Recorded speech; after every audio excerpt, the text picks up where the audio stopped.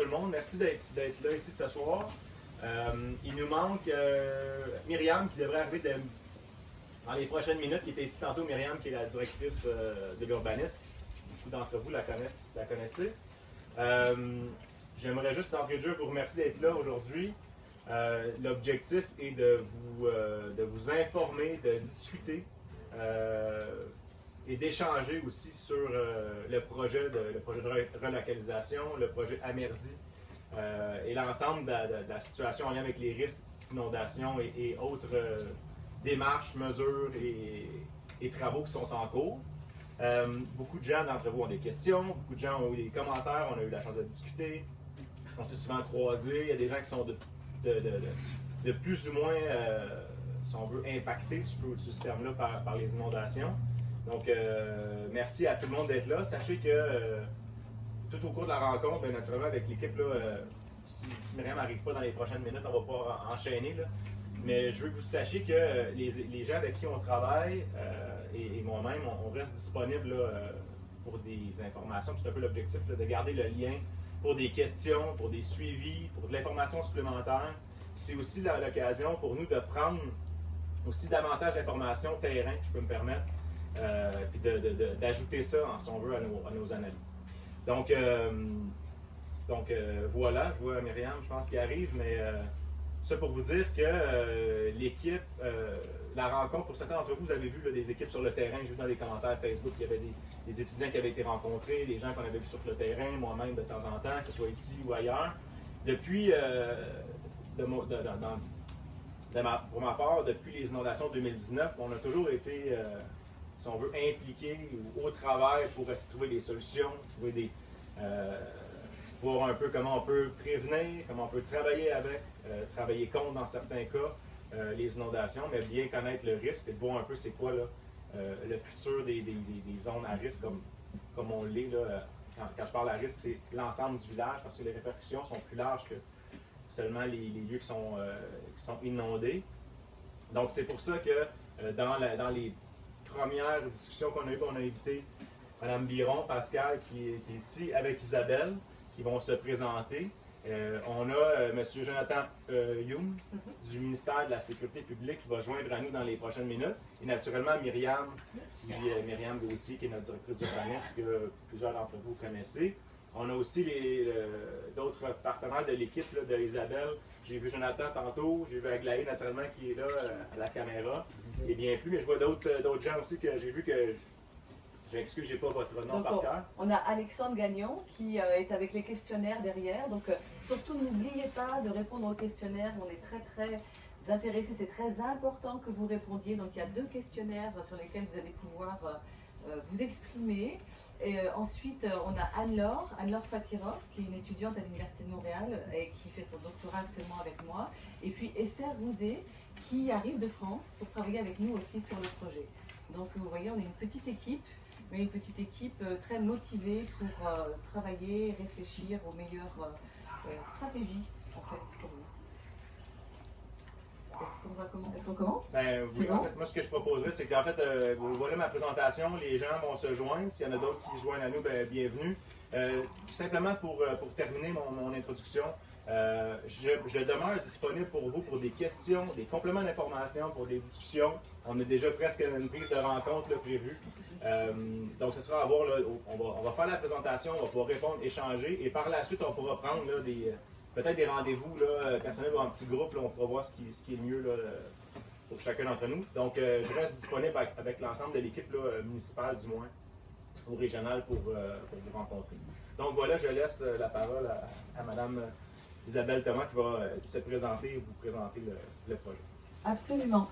Et vraiment, merci beaucoup d'être là un vendredi. Là, on sait très bien qu'un vendredi soir, parfois, on a autre chose à faire que de venir écouter une présentation, mais on apprécie vraiment beaucoup. Et je voudrais commencer par vous poser une question. Est-ce que vous êtes tous de ce secteur, de la baie Carillon, ou est-ce qu'il y a des gens aussi des autres secteurs? Non, oui, vous êtes... La terrasse Robillard, parfait. Oui. Carillon, excellent. Rue Fournier. Et Locha. Île aux Chats, ok, très bien. Juste à côté. Juste à côté. Ah, c'est parfait. Bon, parce que c'est important aussi quand même d'avoir des citoyens qui sont de différents quartiers pour avoir quand même une représentativité de la collectivité, de votre collectivité qui est une très belle collectivité, surtout en cette saison. Donc, je me présente Isabelle Thomas, je suis professeure d'urbanisme à l'école d'urbanisme et d'architecture du paysage de l'Université de Montréal. Et avant, j'étais à l'Université de la Nouvelle-Orléans. Je vous montrerai tout à l'heure quelques photos. Et vraiment, j'ai beaucoup de chance. Là, on se sent vraiment privilégié de travailler avec le ministère de la Sécurité publique. Donc, Jonathan Hume va arriver tout à l'heure. Et de travailler sur plusieurs projets. En effet, vous avez vu plusieurs de mes étudiants parce qu'on a plusieurs projets sur votre collectivité. Le projet Amerzy, que nous allons vous présenter aujourd'hui.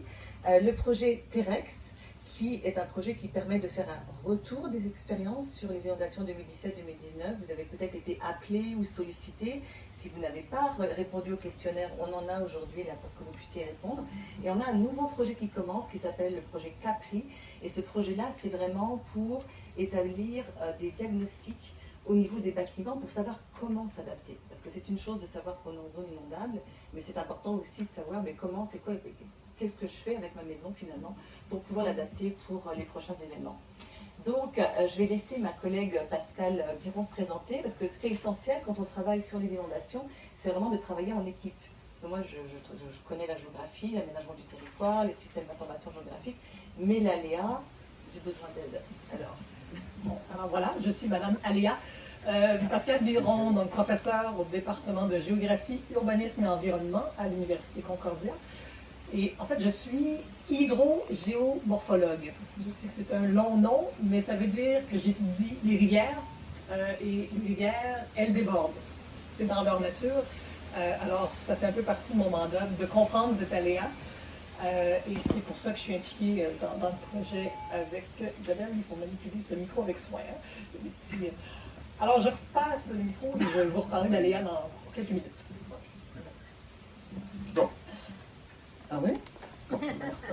Ok. Alors, donc, vous voyez le projet Amerzy. Donc aujourd'hui, vraiment, on s'est arrangé pour faire une présentation pour vous. Donc à l'attention des citoyens de la municipalité de Saint-André d'Argenteuil. Et vraiment, la démarche, c'est une démarche de recherche, c'est un projet de recherche innovant pour réfléchir à un aménagement résilient. Donc attention, là, la présentation qu'on vous fait, c'est une présentation de recherche avec certains résultats. Et ce qui est très important pour nous, c'est d'avoir du temps à la fin de la présentation pour que vous puissiez nous poser des questions et qu'on puisse y répondre au mieux. Ou même vous parler de votre propre expérience, etc. Alors, cette démarche innovante, on ne la fait pas tout seul. C'est vraiment avec le ministère de la Sécurité publique. Et vous voyez ici, il y a deux grandes thématiques dans ce projet. Le premier étant de développer des indicateurs de résilience avec une approche multicritère. Donc ça, c'est l'approche Amerzy. Pourquoi ? C'est parce que le ministère s'est rendu compte depuis plusieurs années que leur approche était plutôt de regarder les dommages aux bâtiments, etc. Et que finalement, quand on réfléchit à la résilience, à des indicateurs, il y a d'autres éléments qui sont importants. Par exemple, la santé, par exemple, l'environnement, par exemple la fiscalité municipale. Donc, on travaille sur la communication du risque. Je regarde Aglaé parce qu'elle est spécialiste avec moi sur ces questions. Donc, on apporte ces thématiques finalement à une approche multicritère pour comprendre ce que c'est que la résilience sur un territoire. Et la deuxième, c'est là que vous rentrez en jeu, c'est donc l'appliquer sur la municipalité de Saint-André d'Argenteuil. Donc, ce projet est financé dans le cadre de la prévention de sinistres et c'est vraiment un projet de recherche. Ce n'est pas un projet qui va viser à mettre en œuvre quoi que ce soit. Là, pour l'instant, on fait de la recherche pour trouver les meilleures stratégies, les meilleures solutions avec vous, pour voir dans le futur ce qui pourrait éventuellement être fait pour améliorer la situation. Puis vous voyez aussi ce qui est intéressant ici, c'est qu'on a aussi des partenaires dans le comité de suivi du MAMACH, donc le ministère de l'Aménagement, et du MELCC, le ministère de l'Environnement. Ce qui nous permet d'avoir des réflexions, non pas en silo, mais avec les différents parties prenantes qui sont impliquées. Ce qui est très important aussi à savoir, on en parle moins avec la Covid, mais il y a quand même en ce moment des grands changements, des grands chantiers au Québec. Vous savez qu'il y a toute la cartographie de l'aléa qui est en train d'être faite. Donc, c'est important de comprendre, parce que les cadres sont différents dans très peu de temps, et la réglementation aussi. La réglementation en zone inondable est aussi en train d'être complètement refaite au niveau des ministères. Donc c'est pour ça que nous, en tant qu'équipe, ce qu'on peut faire, c'est réfléchir, mais réfléchir aussi en étant en adéquation avec les futures lois qui arrivent bientôt, pour s'assurer que ce qu'on va proposer, ce soit réaliste. On ne va pas se mettre à proposer des choses qui, de toute façon, ne seront pas acceptées.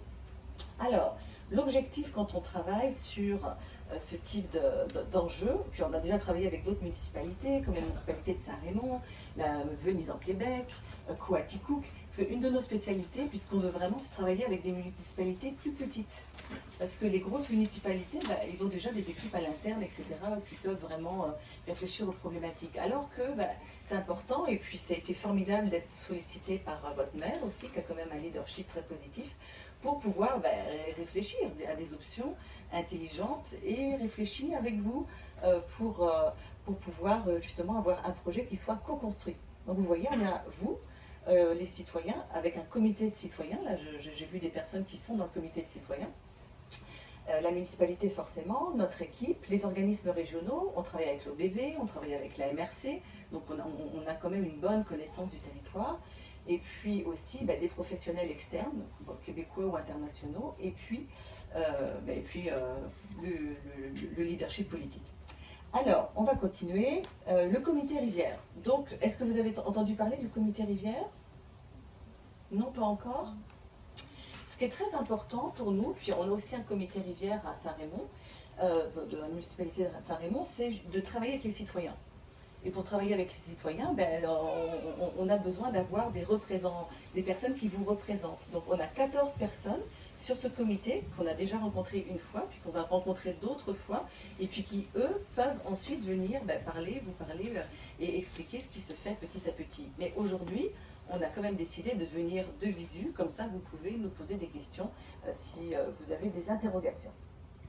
Alors, pourquoi le projet ? Je pense que vous n'allez pas être surpris, hein, vous le savez mieux que moi. Il y a eu des lourds dégâts malheureusement en 2017, il y a eu d'autres lourds dégâts en 2019 qui ont déstabilisé beaucoup de villes au Québec et en particularité votre collectivité.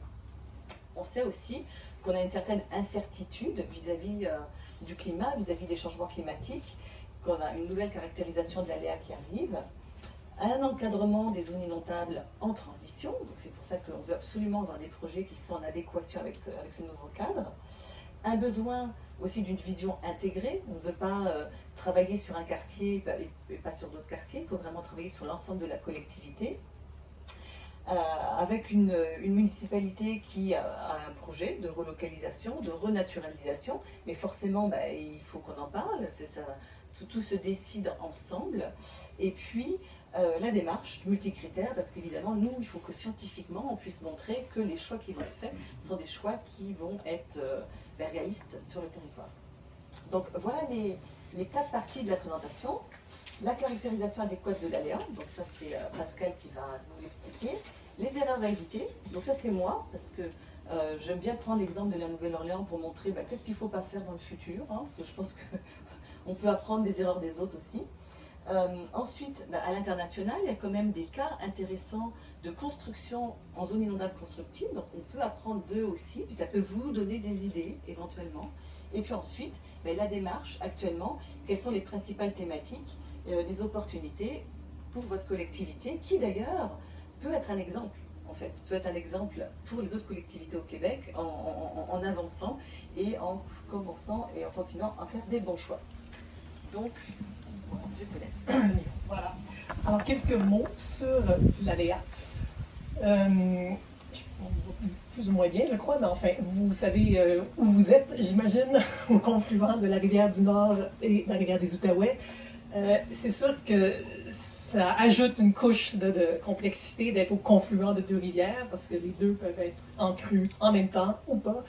Donc, ça augmente un peu les risques d'aléa.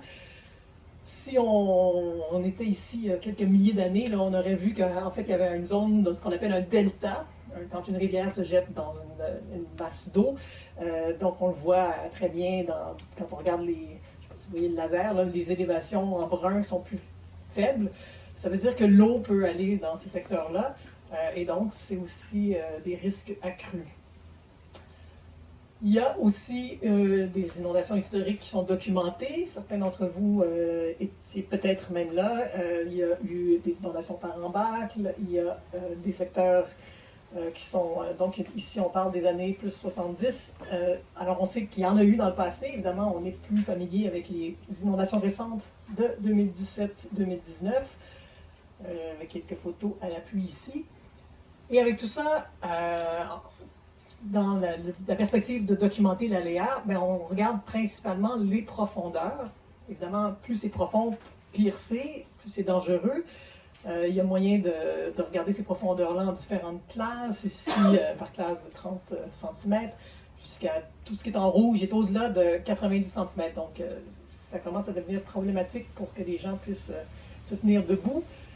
Vous avez peut-être entendu parler des concepts 20 ans, 100 ans, qui sont souvent mal compris. Là. 100 ans surtout, on a l'impression, on a eu une inondation 100 ans, donc ça va, pour 99 autres années, on a la paix. Je pense qu'ici, vous êtes particulièrement bien placés pour comprendre que ce n'est pas le cas. 2017 était une inondation majeure et 2 ans plus tard, encore une inondation majeure. Donc, c'est pas comme ça que ça fonctionne. On devrait se dire, à chaque année, pour une inondation de 100 ans, on a 1% de chance que ça survienne. Ça paraît peu, mais c'est quand même assez élevé. Alors, évidemment, plus on augmente ce nombre d'années, plus on parle d'événements exceptionnels et plus ça couvre large et plus c'est profond. On peut aussi regarder l'aléa par rapport à la vitesse. Je sais que pour avoir eu des discussions là-dessus, il y avait certains secteurs où c'était problématique. Donc, même si c'est pas très profond, si ça coule vite, c'est dangereux. Mais par contre, dans ce secteur-ci, parce que vous êtes à l'embouchure donc de la rivière du Nord, les vitesses ne sont pas trop élevées. Mais ici, c'est 2 catégories. Là. En rouge, c'est au-delà de 25 cm/s. Mais donc, ça nous dit que généralement, le problème, c'est la profondeur, beaucoup plus que la vitesse. Il y a d'autres rivières où c'est différent. Et comme je disais, le fait d'être un confluent, ça ajoute une couche de complexité. D'ailleurs, les 2 années, 2017-2019, étaient différentes dans le sens que parfois c'est synchrone, donc les crues surviennent en même temps dans la rivière des Outaouais et dans la rivière du Nord. Parfois non. Et ça va donner des situations assez différentes là, sur le terrain. Mais il faut en tenir compte. Là. Quand on essaie de planifier pour le futur, il faut planifier est-ce que ça va survenir en même temps ou pas, ces crues-là. Il y a des cartes de zones inondables qui existaient. En fait, il y avait un rapport de ce qu'on appelait à l'époque le Centre d'expertise hydrique du Québec en 2006 qui caractérisait ces zones-là qu'on appelle 20 ou 100 ans. Pour le secteur, et donc vous voyez ici le secteur Baie-Carillon, Thérèse-Robillard, la rue Fournier dont on parlait, et le secteur Carillon, quelqu'un de ce secteur, je crois, ici. Et dans tous les cas, on voit bien que c'est visiblement, c'était déjà connu, là, que c'était des secteurs problématiques.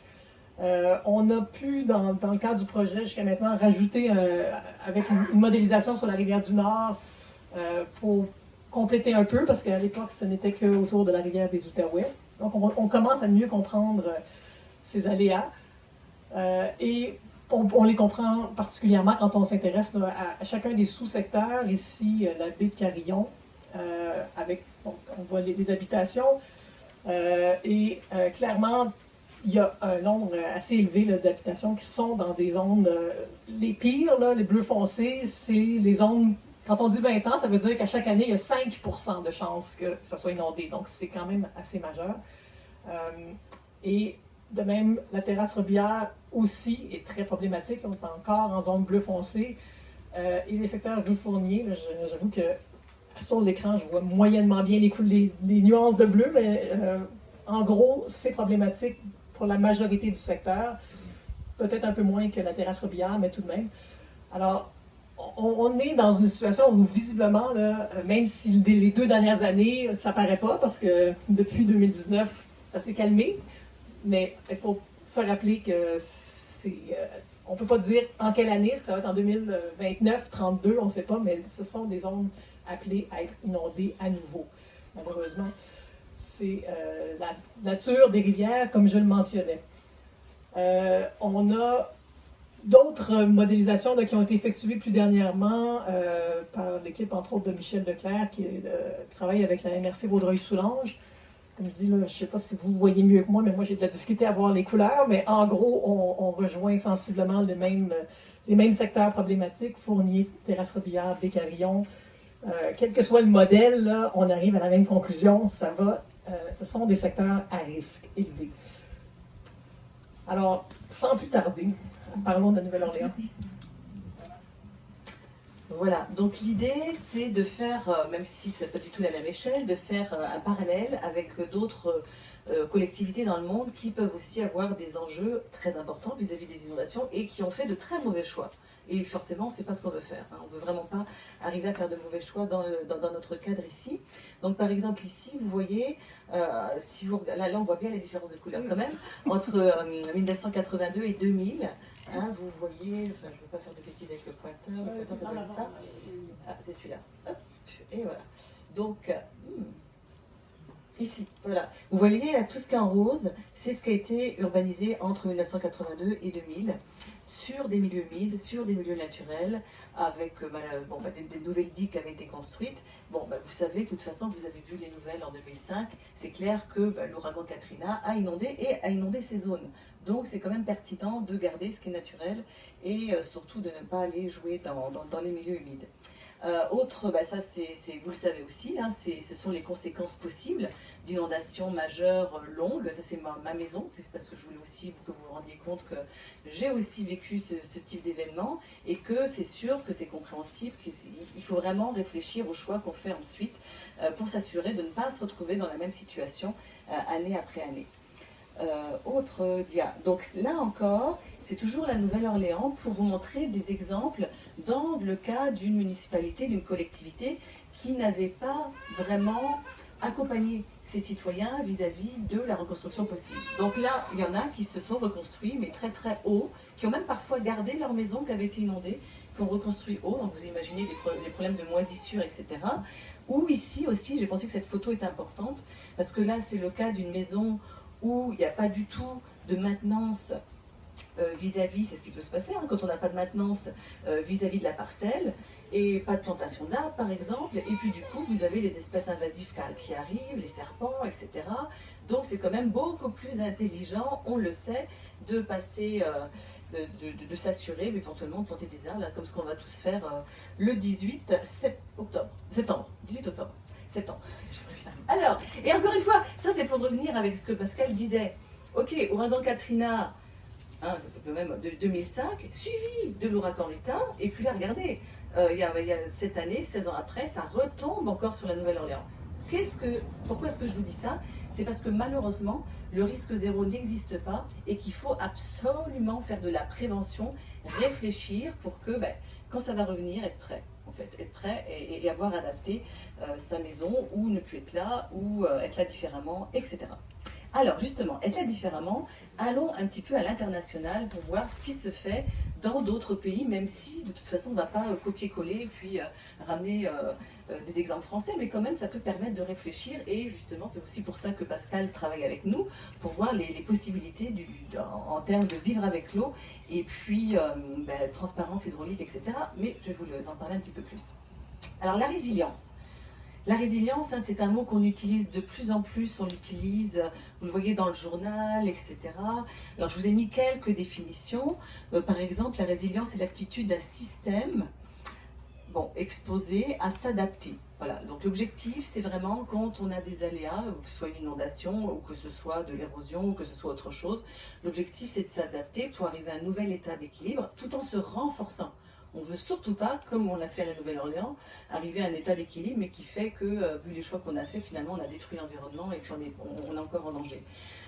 L'autre point qui est très important, vous voyez ici, c'est que ça se fait par une stratégie concertée d'anticipation des risques et d'adaptation aux aléas. Donc stratégie concertée, c'est pour ça aussi que vous êtes là, parce qu'on ne le fait pas tout seul. Parfois, vous nous apprenez des choses aussi sur le terrain, sur le territoire, etc.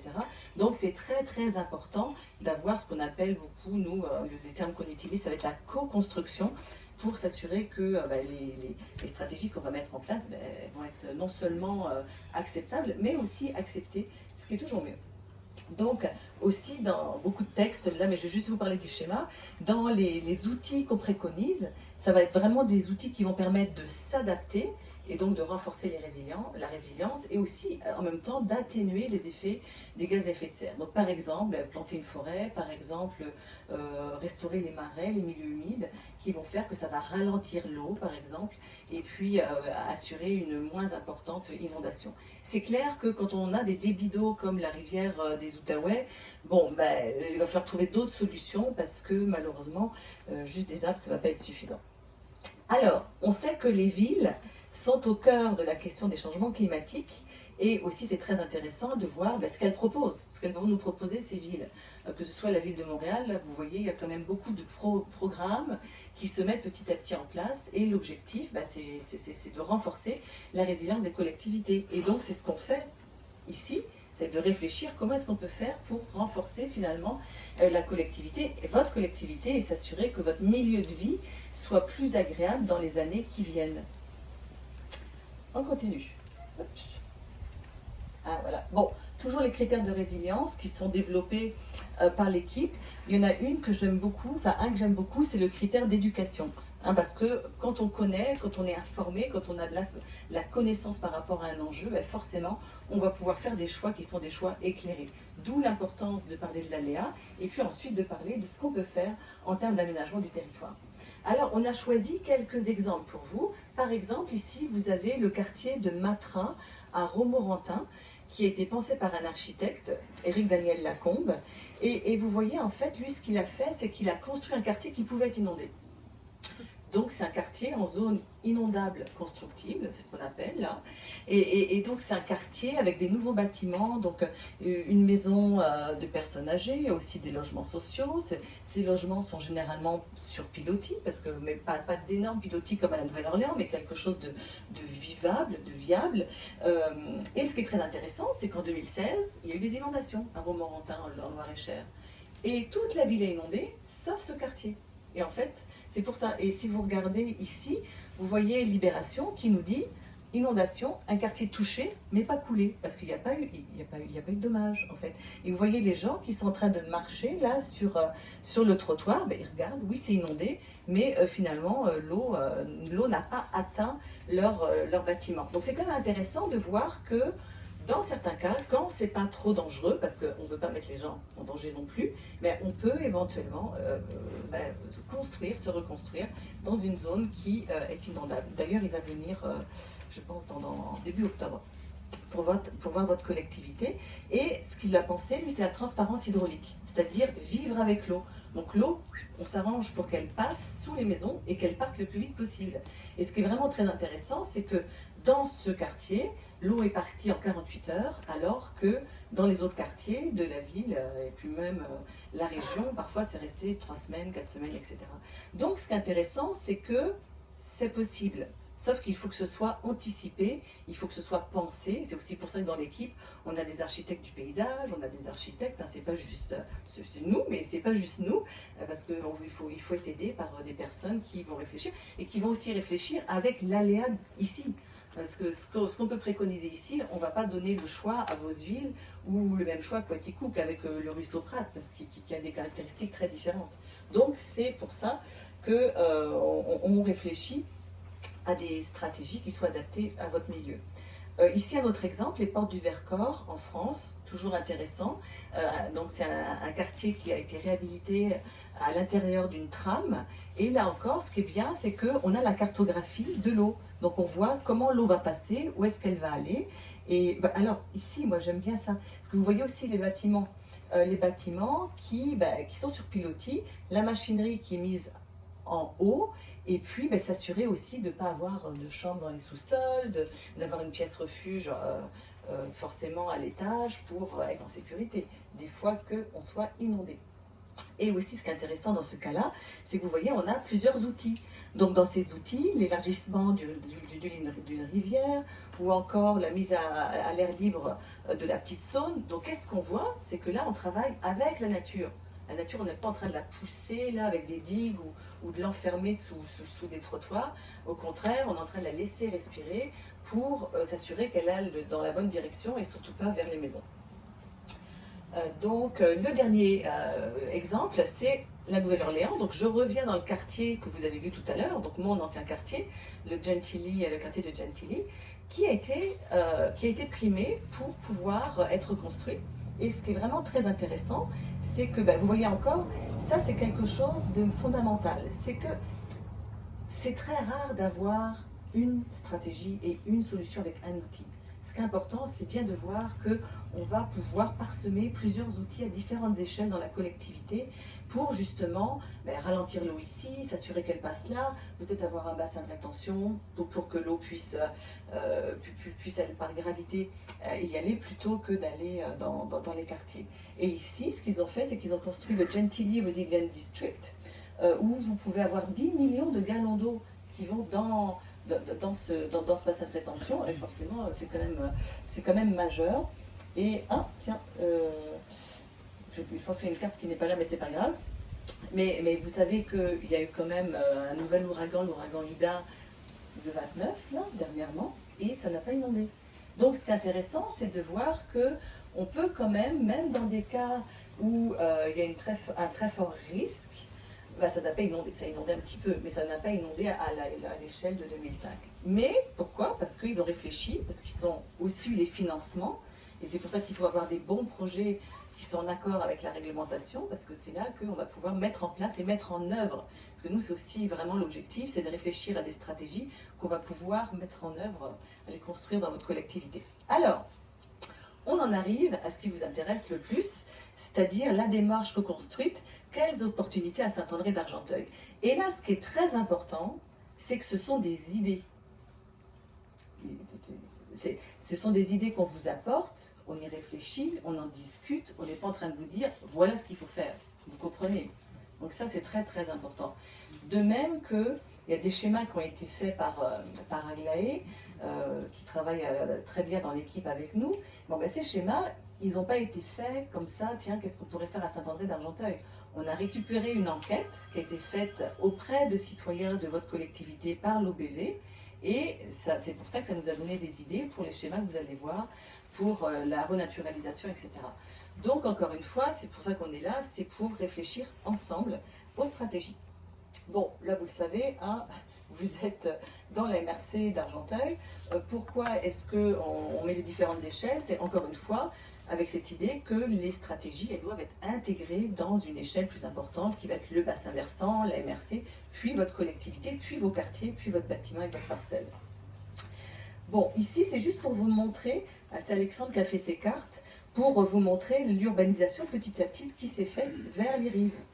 Petit à petit, c'est normal, on aime tous l'eau, c'est quand même un environnement splendide l'été, un printemps, enfin non, moins le printemps, mais l'été et l'automne.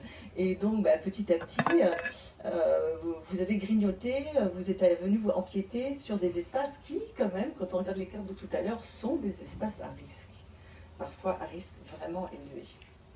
Bon, ça, sont des cartes qu'on fait aussi souvent, qui montrent la vulnérabilité, avec certains critères, comme par exemple des endroits où on a des réparations majeures, où on n'a qu'une personne dans le ménage, donc c'est beaucoup plus difficile de se remettre d'une crise quand on est tout seul. Donc ça, ce sont des éléments. Donc voilà, pourcentage de ménage avec une personne, les revenus avant impôt, qui montrent que ça peut apporter des difficultés pour se remettre d'une crise majeure comme une inondation. Ce qui est vraiment intéressant dans votre collectivité, c'est que du point de vue des infrastructures essentielles, vous n'en avez pas tant qui sont en zone inondable. Vous voyez ici, par rapport à la mairie, la caserne de pompiers, l'école primaire, ils sont quand même relativement protégés. Alors que si on regarde Saint-Raymond, la caserne de pompiers, elle a été inondée, ils ont dû la déplacer. Donc ça, ce sont quand même des éléments intéressants. En revanche, là vous allez voir, vous avez des enjeux majeurs pour les routes. Là, de l'accessibilité, malheureusement, ça pose des problèmes pour certains quartiers. Donc la sensibilité sociale, encore une fois, à différentes échelles, les photos des inondations, et ça qui est embêtant, c'est justement les ponts, l'accessibilité, les routes qui vont se retrouver quand même parfois bloquées, et ça pose des questions, des enjeux là, pour votre propre sécurité. Alors, quand on parle d'accessibilité, on fait des cartes aussi. Là, vous voyez ici l'accessibilité du réseau routier depuis la caserne de pompiers. Donc la route 344 non accessible, là, quand on a des inondations, assez rapidement, vous avez quand même des espaces qui ne vont plus être accessibles pour être secourus par les pompiers. Donc ensuite on est allé par secteur. Donc ici le secteur où nous sommes, vous voyez le secteur de la baie, encore une fois réseau routier inondé, puis c'est pas un peu inondé quand même. Et le réseau routier là c'est quand même parfois 1,1 mètre et plus. Donc malheureusement ici vous allez vous retrouver isolé, vous le savez mieux que moi, mais c'est sûr que ça pose quand même des enjeux du point de vue de la sécurité. Si quelqu'un a une crise cardiaque, si quelqu'un a un problème, surtout qu'en plus parfois vous n'avez plus accès à l'eau, donc il faut réfléchir. Il faut réfléchir pour, quand les prochaines fois que ça va arriver, qu'est-ce qu'on fait pour être le moins en danger possible. Secteur terrasse Robillard, c'est aussi un secteur splendide. Là, on a eu la chance de faire du terrain. C'est clair que c'est assez exceptionnel comme vue.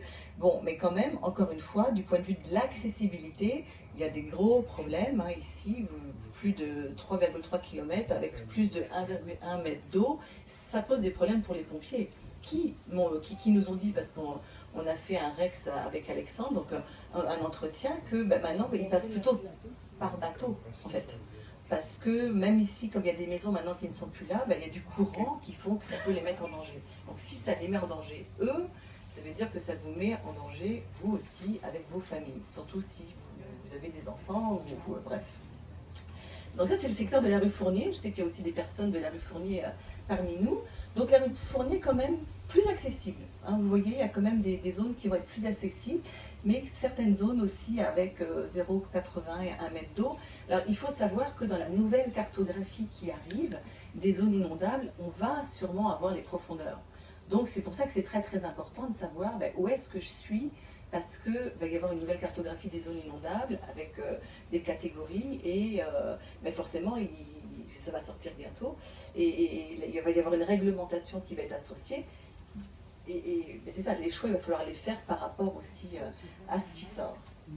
Alors, bon, on est prof, donc les scénarios, c'est là aussi pour vous montrer que c'est une réflexion.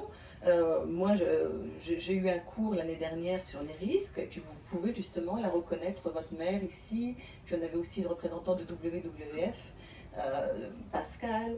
Bon, donc l'idée c'était vraiment de réfléchir avec des cas aussi à l'international, et aussi Jonathan, là quelque part, de réfléchir à des thématiques pour voir quelles seraient des façons, des grandes thématiques qu'on retrouve dans des cas à l'international encore une fois. Donc parfois relocalisation. C'est rare, c'est pas facile, ça demande beaucoup de réflexion. Ça peut arriver dans des zones les plus dangereuses. Bon, mais évidemment, c'est difficile. Ensuite, un nouveau modèle d'aménagement de la relocalisation, parce que ce qui est vraiment unique avec votre collectivité, c'est que vous avez un maire qui réfléchit à l'amont, et plutôt que dans la plupart des cas, dire ou se rendre compte qu'on est obligé de partir, parce que finalement on est vraiment à risque, non, c'est peut-être qu'on va devoir bouger et se relocaliser, mais dans notre collectivité, parce qu'on aime notre collectivité. Moi, je me souviens, à la Nouvelle-Orléans, il y a des gens d'un des quartiers près du mien qui ont dû se délocaliser. Mais ce qui était vraiment intéressant, c'est qu'ils sont tous partis ensemble. Ils se sont tous relocalisés dans un autre quartier un petit peu plus loin, où ils n'étaient plus à un risque aussi énorme. Puis justement, là, je les ai appelés, puis ils n'ont pas été inondés. Ils ont évacué, mais ils n'ont pas été inondés, parce que ce sont des choses qu'on n'a pas envie de vivre trop souvent. Enfin, moi, personnellement, pour l'avoir vécu une fois, ça m'a suffi. Autre point, restauration des berges et des bandes riveraines. Bon, ça, c'est fondamental. Valorisation des espaces publics aussi. Parce que c'est ça aussi, on peut aussi réfléchir en se disant, bon, peut-être qu'il y a des zones qui sont vraiment dangereuses, beaucoup de vitesse, profondeur de l'eau, pas accessible. On les remet au naturel et ça nous permet à tous d'avoir accès aux berges, en fait, et à l'eau. Et peut-être de mettre une petite marina, etc. Et justement, il faut réfléchir et puis il faut penser différemment. Alors, le premier scénario qui a été pensé ensemble, même initié par votre mère.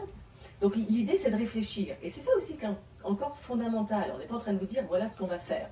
C'est coulé dans le béton. Pas du tout. On est en train de vous dire, on réfléchit, et puis on a besoin de vos questions, on a besoin de savoir aussi ce que vous voulez.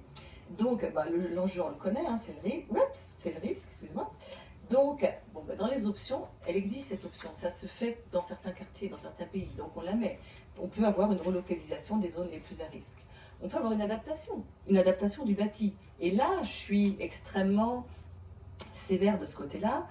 Si vous êtes dans une zone à risque élevé, surtout, n'utilisez pas votre sous-sol et encore moins pour des chambres pour des enfants. Parce que vous avez vu ce qui s'est passé à New York, là. Bon, ça peut être catastrophique, l'eau arrive vite et le désastre humain peut être juste horrible. Ensuite, l'innovation. L'innovation avec les architectes, on travaille avec Architecture sans frontières qui réfléchit à l'innovation et autres. Peut-être que vous allez avoir des idées, autres, on aimerait bien nous. Donc, dans les gros objectifs, qu'est-ce qu'on a? Donc, on a la renaturalisation et la relocalisation, donc laisser de la place à l'eau et à la nature. On ne sait pas encore quelle ampleur, on ne sait pas encore comment, mais bon, c'est une possibilité. Aménagement innovant en zone inondable, avec une relocalisation stratégique, agréable, pour avoir un accès collectif aux berges, ou encore reconstruction et adaptation de manière intégrée, toutes ces stratégies et ces réflexions partant ensemble pour arriver, je ne sais pas quand, à un plan et éventuellement une mise en œuvre de ce plan. Parce qu'on ne veut pas être dans l'attente, on va se dire, ok, oups, cette année, ouf, ça n'a pas inondé, bon, puis l'année prochaine. Non, il faut mettre dans l'action, puis de s'assurer qu'on va vers une prise de décision intelligente. Donc ça, c'est une possibilité, c'est une carte que c'est dans les possibles. Peut-être qu'on pourrait relocaliser certaines maisons les plus à risque. Bon, ou aussi avoir un aménagement résilient en zone inondable, comme un petit peu ce que je vous ai montré avec le quartier de Matra. Ou aussi, et éventuellement, se faire de la reconstruction et de l'adaptation. Mais ça, ce sont des possibilités. Je pense que je vais aussi juste vous rappeler une petite expérience personnelle. Après l'ouragan Katrina, moi je me suis retrouvée évacuée. J'étais où? J'étais en Virginie, avec les vaches, la Blacksburg. J'avais été évacuée à Virginia Tech. Et là, qu'est-ce que je vois? Je vois qu'il y avait un plan, mais du coup, un plan qui avait vraiment été accepté, hein, et que ma maison allait devenir un parc. Alors évidemment, qu'est-ce que j'ai fait avec ce plan? Ben, je me suis battue contre le plan, parce qu'ils n'avaient même pas fait l'effort de venir nous demander quel était notre avis. Bon. C'est pour ça qu'on ne le fait surtout pas. Là, l'objectif, c'est de montrer des possibilités, et vous allez peut-être penser que finalement, avec toutes les informations, c'est possible, sont ce qu'il faut. Je peux vous dire qu'au jour d'aujourd'hui, je n'y suis pas retournée vivre dans cette maison parce qu'elle est beaucoup trop dangereuse. Et oui, ça pourrait être une bonne idée d'avoir un parc, mais finalement, ils l'ont construite sur pilotis.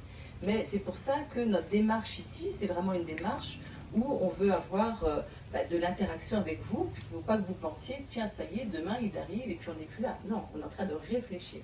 C'est de la réflexion avec des possibilités. Donc, mais il faut aussi saisir les opportunités, parce que c'est en ce moment que ça se passe.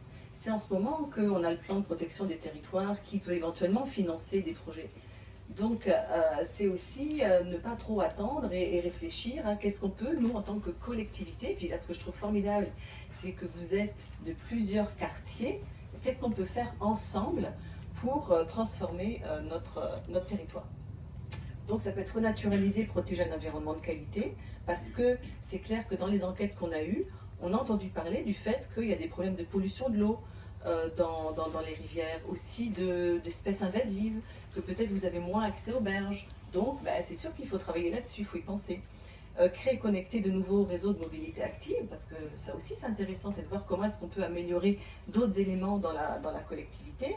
Offrir un accès public aux berges, bon, ça je pense que j'en ai déjà parlé, c'est important.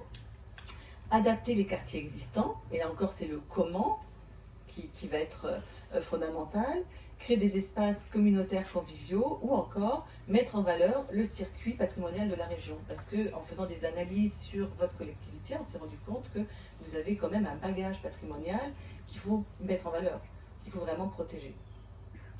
Donc, du coup, on est allé avec des dessins, des schémas qui sont déjà croqués, là, qui sont déjà faits, mais ce qu'on veut aussi, c'est avoir votre avis de ce point de vue-là. Donc peut-être que dans certaines zones, ce qu'on pourrait faire, c'est renaturaliser, relocaliser, et puis c'est ça, dans les enquêtes qu'on avait vues de l'OBV, certains citoyens disaient qu'ils aiment bien en fait pouvoir avoir la possibilité d'aller observer la nature. d'aller observer les oiseaux. Donc ça pourrait être ça. Ou de pouvoir avoir la possibilité d'avoir accès à l'eau pour aller pêcher. Bon, moi, donc ce sont ces éléments-là en s'assurant qu'on a les espèces vernaculaires et qu'on n'a pas trop d'espèces invasives qui viennent dans votre nature. Autre possibilité, l'aménagement en zone inondable. Vous savez très bien que malheureusement, dans certains de vos quartiers, on a eu un effet de mitage. Vous savez, l'effet de mitage, en France on parle de dents creuses, c'est-à-dire que vos voisins finalement ils sont plus là. Ils sont plus là parce qu'ils ont eu des dommages trop importants et puis la maison est partie. Et donc ce qui est important, ça va être de réfléchir à comment mettre en valeur ces parcelles. Donc on peut reboiser ou, moi je sais qu'en France, je viens d'une localité qui a aussi eu des problèmes, il y en a partout, des problèmes avec les changements climatiques, et où il y a beaucoup de ce genre de parcelles, et ils ont fait des parcours sportifs. Bon, puis là ce serait un exemple, on pourrait avoir une petite placette, où les enfants puissent venir s'asseoir, et encore avoir une vue sur l'eau. Bon, alors bien sûr, ça veut dire que la maison à côté peut avoir un joli petit parc avec du mobilier urbain, donc on peut se dire, oh là là, oui, mais on va avoir des gens à côté de chez nous, mais d'un autre côté, ça augmente aussi la valeur foncière, parce que c'est un joli petit parc qui est mis en valeur. Donc il faut penser aux différentes choses. Autre type d'aménagement en zone inondable, mais ça va être éventuellement d'avoir d'autres types d'urbanisation, donc un petit peu sur pilotis aussi, mais en mettant en valeur la lumière. Donc ça, c'est dans des zones qui seraient à inondation pas élevées. C'est vraiment, ici on est dans les risques faibles et moyens, parce que le plus élevé, c'est plus difficile. Et puis aussi, mettre en valeur le centre et la mobilité active pour les enfants. Alors, en conclusion, parce qu'après on va vouloir vous entendre, quels sont des éléments, des ingrédients qui vont être indispensables? Vous voyez ici, il y en a, nous on travaille vraiment avec ce qui est en train de se transformer au niveau du Québec, donc prise en compte de la caractérisation de l'aléa adéquate et conforme pour l'ensemble du territoire. Je vous disais, il y a une nouvelle cartographie qui va sortir bientôt, mais il va falloir qu'on soit conforme avec cette cartographie et les différentes catégories. Autre élément, établir des diagnostics de vulnérabilité pour comprendre aussi quels sont les enjeux sur le territoire et comment est-ce qu'on peut diminuer ces enjeux et renforcer finalement la résilience. Tirer les leçons des retours d'expérience. Donc je vous disais tout à l'heure par exemple les pompiers nous disent oui mais dans tel quartier c'est plus difficile parce qu'il y a plus de courant, etc. Donc qu'est-ce qu'on fait? Parce qu'on ne peut pas non plus continuer à vivre de cette façon-là. Donc il faut réfléchir, peut-être évacuer dans ce cas-là, si on est là, si on vraiment reste dans cette zone, s'assurer d'évacuer avant que la situation ne soit trop difficile. C'est ce qu'ils ont fait là dernièrement dans plusieurs régions aux États-Unis. Bon, utiliser la méthode qu'on utilise pour travailler sur la résilience parce que on développe d'autres critères, d'autres indicateurs, comme je vous disais, qui vont être plus en lien avec la psychologie, avec la santé, avec l'environnement, qui sont complètement intégrés, partie prenante de la résilience. Construire une démarche intégrée de co-construction, parce que de toute façon, ça se fait ensemble. La prise en compte de la nouvelle réglementation, donc il va y avoir quand même une nouvelle réglementation qui arrive aussi, qui est en train d'être développée, donc il va bien falloir être aux normes avec les nouveaux projets, adapter le cadre bâti existant au risque d'inondation. Vous voyez, il y a différentes possibilités.